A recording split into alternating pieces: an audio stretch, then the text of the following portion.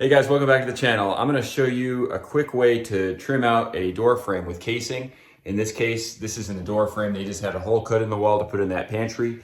And I'm going to trim it out with stained alder that I used Rubio Monocoat on. That could be another video. But for now, we're just going to focus on some techniques I use to trim this out and keep things flush and looking sharp. So stick around. First step is to get your dimension at the top. We're going to put that top piece in. We're going to take the smaller of the different dimensions. You can see we have the drywall protruding slightly there. I'm going to measure from that drywall over to that stud, and that's going to give us our first dimension. It's okay that that piece is not going to be flush with the studs because the sides are going to come in and cover that. Okay, I got this first piece cut, and I want to show you, here's the secret sauce right there. That's a rabbet joint I put on both sides. That's important. I'll get to that in a minute on why that is key. All right, so right now I just put that in place lightly with two 21 gauge pins. We don't want to get too crazy just yet. We still need to shim it. We want to be able to manipulate it if necessary when we get to the end. And our next measurement is going to be from these top corners when they're pushed all the way up, all the way to the floor. Make sure that it's level. I didn't shim it yet. I just pulled down on those nails, and that's just to get our dimensions. I did make sure it's square and level both directions. Now I can get those measurements. Got that side up, and same thing, one nail at the top, one nail at the bottom. And I'm going to show you how this works. I don't know if you can see.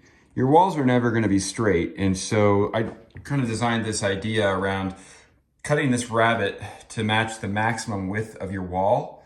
Then the narrower widths will just fit on the inside. And when we get this last piece up there, it's going to slide right in there. You'll see how that works in a minute. But that prevents this there from being any scribing needing to be done to this board. And it prevents any bowing on this outer board. So it allows the boards to follow their natural straight shape. So now I'm going to cut this corner out with my razor saw. You could also use a multi-tool or a chisel.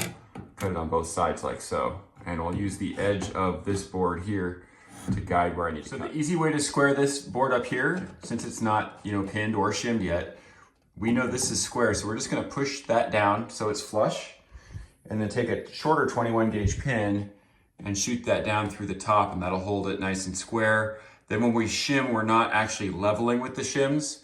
We're just using the shims to reinforce the boards so that if they get bumped, they don't reset. The next step is to cut the sides, which I'll refer to as the legs, level with the top here, running all the way down. And that way we can get an accurate, easy measurement for the header once those legs are installed. Okay, got that one on, I pinned it twice. Now this is on the side of the wall that does not need shims. The other side will, so if you're gonna shim any sides of your boards, which you probably will, you're gonna wanna put those in before you put the sides on. So before I get that back side on, I'll shim it so it's square, and we'll also be able to pin it once it's square down here to solidify that joint as well. Okay, I got everything up, and I reinforced it with multiple pins about every 18 inches or so.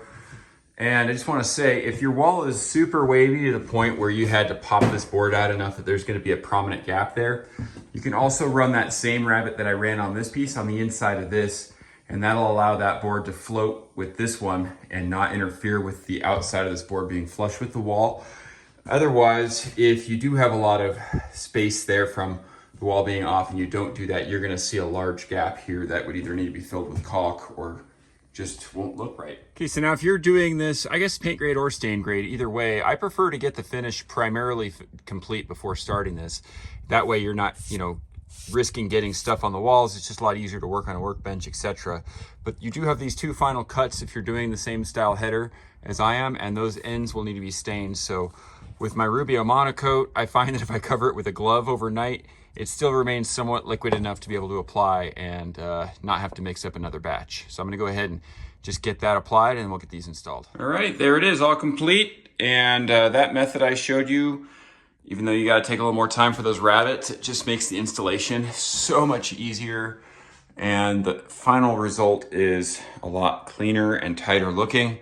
So I hope you guys liked that. If you did like that, please subscribe and stay tuned for more. Give me a like, and if you have any questions, throw me a comment. Hit the alert button if you want to be in tune for the next one. And thanks again for watching. Have a great day.